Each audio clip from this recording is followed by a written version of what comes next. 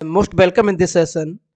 आज इस वीडियो में हम बात करेंगे केंद्रीय विद्यालय संगठन या केबीएस के द्वारा सत्र 2022 और 23 के लिए जो नई वैकेंसियों का नोटिफिकेशन रिलीज किया गया है और इसका ऑफिशियल नोटिफिकेशन केंद्रीय विद्यालय संगठन .nic.in पर आपको देखने को मिलेगा।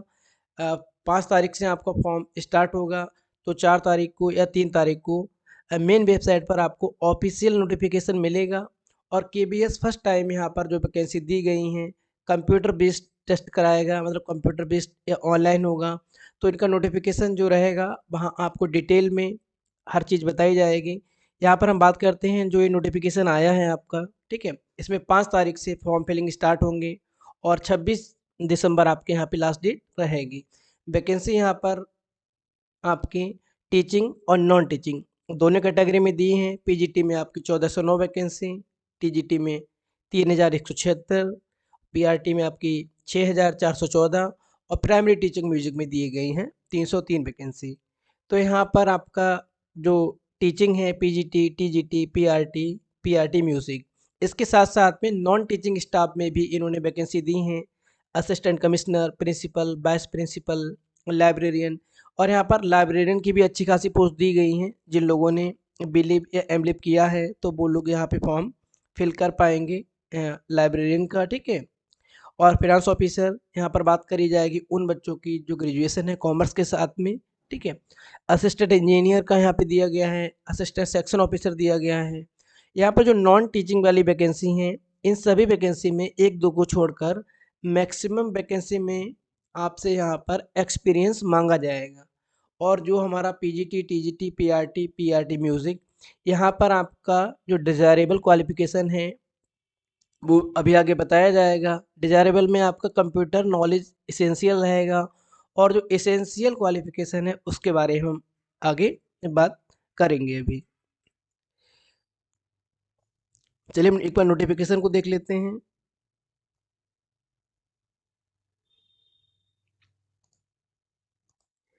ये हमारा नोटिफिकेशन है, केंद्रीय विद्यालय संगठन, हेड क्वार्टर आपका न्यू दिल्ली है। और यहाँ पर आपका ये जो है जो फर्स्ट वैकेंसी है यहाँ पर वो है आपका प्राइमरी या पीआरटी। और यहाँ पर बीएड के लिए स्पेशल रिमार्क दिया गया है। क्योंकि बीएड का जो केस है आपका वो सुप्रीम कोर्ट में चल रहा है, तो उसी के संदर्भ में यहाँ पे एक लाइन क्लियर कर दी गई है कि पीआरटी बीएड में बीएड के जो स्टूडेंट हैं जिन्होंने बीएड किया है, ठीक है, वो स्टूडेंट अप्लाई तो कर पाएंगे, लेकिन जो फाइनल डिसीजन सुप्रीम कोर्ट का रहेगा उसके अकॉर्डिंग ही वो प्रोसेस में शामिल हो पाएंगे। B.Ed candidate can apply and go through the selection process, but their inclusion in the panel based on merit will be subject to the outcome of SLP in the Honorable Supreme Court category, ठीक है। तो यहाँ पर BEd के student form भरेंगे क्योंकि NCT, ठीक है, national council for teacher education ने ही प्रोविज़न दिया था बीएड को प्राइमरी में इंक्लूड करने के लिए। तो इन लोगों का केस चल रहा है तो उसका डिसीजन आता रहेगा, लेकिन बीएड वाले भी फॉर्म यहाँ पर फिल करेंगे। और यहाँ पर जो एसेंशियल क्वालिफिकेशन है प्राइमरी टीचर्स की वह भी आपको दिखा देते हैं। यहाँ पे जनरल कैटेगरी के लिए है 2599 वैकेंसी आपकी, ओबीसी के लिए है यहाँ पर 1731, एससी के लिए है 962, एसटी के लिए 481, टोटल वैकेंसी है आपकी 6414, ठीक है। तो अच्छी वैकेंसी है यहाँ पर। और यहाँ पर जो पीआरटी है यहाँ पर आपका सीटेट क्वालिफाइड, और जो इस बार सीटेट का फॉर्म फिल करे हैं वो अपना रजिस्ट्रेशन नंबर डाल के फॉर्म को फिल कर पाएंगे। चलिए हम एक बार पीआरटी की क्वालिफिकेशन को देख लेते हैं, क्या क्वालिफिकेशन रहेगी हमारी। Qualification for KBS primary teacher, यहाँ पर आप डीएलएड के साथ में या तो आपने डीएलएड किया हो, ठीक है, और यहाँ पर आपका सीटेट प्राइमरी सेक्शन का कंपलसरी रहेगा फॉर्म भरते समय, या जब आप फॉर्म भरेंगे रजिस्ट्रेशन नंबर देंगे, जब आप इंटरव्यू में जाएंगे तब उस टाइम आपके पास सीटेट की क्वालिफिकेशन या सीटेट क्वालिफाइड हो। तो यहाँ पर डीएलएड वाले बच्चे फॉर्म भर सकते हैं, या वो बच्चे जिन्होंने 4 ईयर यूनिवर्सिटी की डिग्री है आपकी bachelor of elementary education BElEd किया है, इसके साथ साथ में जो स्पेशल एजुकेशन में डिप्लोमा लिए हैं, ठीक है, डीएड वाले भी फॉर्म भर सकते हैं। और इसके साथ में बीएड जिनका ग्रेजुएशन 50% के साथ में है तो बीएड वाले भी भरेंगे, लेकिन बीएड वाले यहाँ पर वो कोर्ट सुप्रीम कोर्ट के अधीन रहेंगे। जो डिसीजन आएगा वो आपको यहाँ पर मानना रहेगा। इसके साथ-साथ में सीटेट क्वालीफाई रहेगा आपका और इस वाले में इन्होंने दिया है, ठीक है, कि आप सीटेट का जो फॉर्म फिल किया गया है उसका रजिस्ट्रेशन नंबर डालने के बाद भी फॉर्म भर सकते हैं और आपकी प्रोफिशिएंसी रहेगी हिंदी और इंग्लिश बोथ मोड मोड में आप टीच कर पाएँ वहाँ पर और डिज़ायरेबल नॉलेज में यहाँ पर नॉलेज ऑफ कंप्यूटर एप्लीकेशन और जो एग्ज़ाम है आपका वो सीबीटी बेस्ड होगा आपका कंप्यूटर बेस्ड, ठीक है। आगे हम बढ़ते हैं और यहाँ यहाँ पर जो हमारा एज क्वालिफ़िकेशन है वो पीआरटी के लिए 30 साल रहेगा और रिलैक्सेशन रहेगा एससी/एसटी के लिए 5 ईयर, ओबीसी के लिए 3 ईयर और जो भी फीमेल कैंडिडेट होंगी वो किसी भी कैटेगरी की होंगी सबको 10 ईयर का रिलैक्सेशन मिलेगा। मतलब महिलाओं के लिए 40 साल यहाँ पर हाईएस्ट लिमिट है और जनरल कैंडिडेट के लिए 30 ईयर है पीआरटी में और एससी/एसटी में 5 ईयर की रिलैक्सेशन मिलेगा, ओबीसी में 3 ईयर का और यहाँ पर जो हमारा टीजीटी है उसमें 35 साल है 35 ईयर, पीजीटी में 40 ईयर और लाइब्रेरियन में भी आपकी 35 साल की एज लिमिट रहेगी। इसके बाद में हम आ जाते हैं, ये हमारा हो गया था वो पीआरटी का। अब यहाँ पर हम बात करते हैं नॉन टीचिंग का, असिस्टेंट कमिश्नर का। ठीक है, ये आपका बहुत बड़ा पोस्ट है तो इसके लिए हर कोई एलिजिबल नहीं होगा। यहाँ पर प्रॉपर एज ए प्रिंसिपल आपने वर्क किया हो स्टेट की स्कूल में एज ए हेड इंचार्ज या आपने सेंट्रल में या कोई ऑटोनोमस बॉडी है जहाँ पर आपने किया है। यहाँ पर हम देख लेते हैं क्वालिफिकेशन। ये हमारा क्वालिफिकेशन है असिस्टेंट कमिश्नर का। मास्टर डिग्री आपकी होगी 45% के साथ में, बीएड आपका होगा और इसके साथ साथ में एक्सपीरियंस चाहिए होगा एज ए प्रिंसिपल आपने सर्व किया हो, ठीक है। और डिजायरेबल नॉलेज कंप्यूटर एप्लीकेशन तो हर किसी पोस्ट में रहेगा। तो जितनी भी नॉन टीचिंग की वैकेंसी हैं सब में यहाँ पर एक्सपीरियंस मस्ट रहेगा।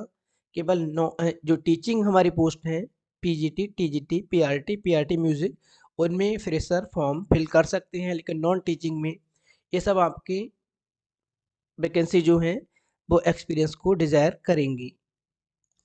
प्रिंसिपल की पोस्ट आपका 123, 64 टोटल वैकेंसी आपकी 239 है, यहाँ पर 239। तो यहाँ पर भी आपका एक्सपीरियंस मांगा जाएगा एज ए आपने वाइस वाइस प्रिंसिपल या principal state central autonomous body में अपनी सर्विस दी हो, ठीक है। वाइस प्रिंसिपल के साथ में भी ये चीज़ रहेगी। अब हम यहाँ पे बात कर लेते हैं सीधी सीधी पीजीटी की, ठीक है। तो पीजीटी में आपका हिंदी में यहाँ पर टोटल वैकेंसी है 172, इंग्लिश में आपका 158, फिजिक्स में आपका 135, केमिस्ट्री में 167, मैथ में 184, बायो में 151, history 63, geography 70, economics 97, commerce 66, computer science 142 और यहाँ पर बायोटेक में 4 वैकेंसी। टोटल वैकेंसी है आपकी 1409। यहाँ पर पीजीटी जो हमारा होता है केबीएस और एनबीएस किसी का भी, यहाँ पीजी के साथ साथ में बीएड भी कंपलसरी रहेगा, जो कि यूपी टीजीटी पीजीटी में आपका जो पीजीटी का वैकेंसी होती है प्रवक्ता वर्ग में बीएड को नहीं माना जाता है, लेकिन यहाँ पर केबीएस और एनबीएस में पीजीटी की पोस्ट में भी बीएड एसेंशियल रहता है। अगर आप बीएड है तभी फॉर्म फिल कर पाएंगे। तो यहाँ पर जिस सब्जेक्ट में आपका पीजी है, फॉर एग्जांपल हिंदी का आपका है तो आपका हिंदी में पीजी होगा, आप फॉर्म भर पाएंगे। इंग्लिश के लिए आपके पास इंग्लिश में पीजी होगा और बीएड होगा आपका, ठीक है। फिजिक्स का फॉर्म भरने के लिए आपका फिजिक्स से पीजी होगा, ठीक है। इलेक्ट्रॉनिक्स से होगा जो भी है, ठीक है। यहाँ पर मास्टर डिग्री हमारी जिसमें होगी और साथ में बीएड होगा, हम फॉर्म फिल कर पाएंगे। इसके बाद में हम बात कर यहाँ पर जो पीजीटी है हमारा, इसका जो एज लिमिट रहेगा वो रहेगा 40 ईयर और अगर आपका कैटेगरी है तो वहाँ पर आपको रिलैक्सेशन मिलेगा। इसके बाद में हम बात कर लेते हैं टीजीटी की। टीजीटी में यहाँ पर जिस भी सब्जेक्ट के लिए हम फॉर्म फिल करेंगे, Hindi, English, Sanskrit, social study, mathematics, science, physical education, art education, ठीक है, या वुमेन एजुकेशन। तो यहाँ पर आपकी जो वैकेंसी है टोटल 3176 वैकेंसी हैं।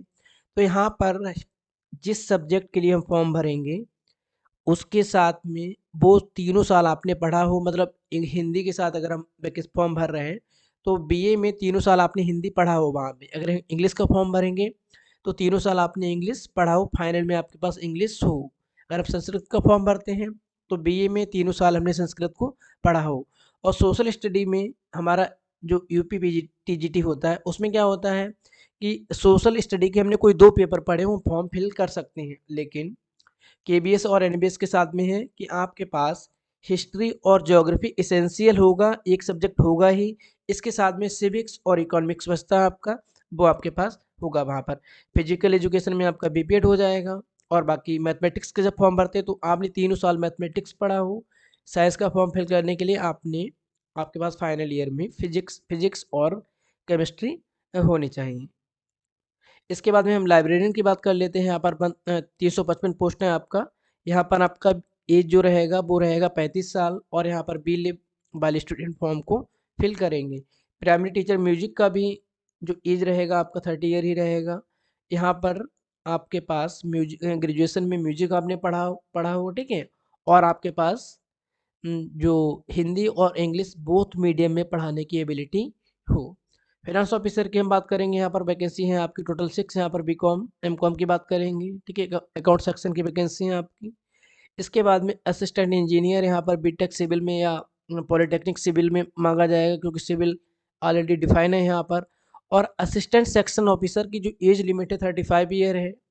वैकेंसी आपकी 156 हैं, लेकिन यहाँ पर भी एक्सपीरियंस को डिज़ायर करेंगे, और वो एक्सपीरियंस आपका 3 year as a upper divisional clerk या लिपिक के रूप में आपके पास 3 साल का एक्सपीरियंस होना चाहिए। और ग्रेजुएशन की डिग्री तो मस्ट रहेगी ही यहाँ पर। और जो हिंदी ट्रांसलेटर है आपका, यहाँ पर आपके पास हिंदी और इंग्लिश में पीजी की डिग्री, या आपके पास एक पीजी और ग्रेजुएशन में आपके पास दोनों सब्जेक्ट होने चाहिए। और इसके साथ ये भी यहाँ पर एक्सपीरियंस को काउंट करेंगे, प्रीफर करेंगे। स्टेनोग्राफर की पोस्ट है आपका, तो उसमें भी आपका ऑलरेडी एक्सपीरियंस मांगेंगे ही। फॉर्म आपका 5 तारीख से स्टार्ट होगा और 26 आपकी लास्ट डेट रहेगी। और जो डिटेल नोटिफिकेशन है वो आपको 3 या 4 में केंद्रीय विद्यालय संगठन .nic.in पर मिल जाएगा, जहाँ पर इन डिटेल में दिया रहेगा। पेपर का मोड आपका सीबीटी रहेगा, कंप्यूटर बेस्ड। चलिए इसके बाद हम और बात करते हैं थोड़ा।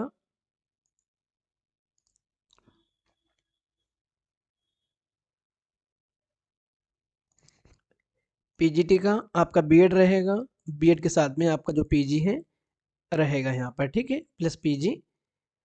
और एज यहाँ पर हमारी रहेगी कितना, पीजीटी में हमारी एज रहेगी 40 ईयर, टीजीटी में हमारी एज रहेगी 35, और पीआरटी में एज रहेगी 30। रिलैक्सेशन मिलेगा ही आपको, जो रहेगा वुमेंस के लिए हर कैटेगरी में 10 ईयर का रहेगा। तो यहाँ पर आपका वो 10 ईयर है, वो हर पोस्ट में हर वैकेंसी में रहेगा, ठीक है।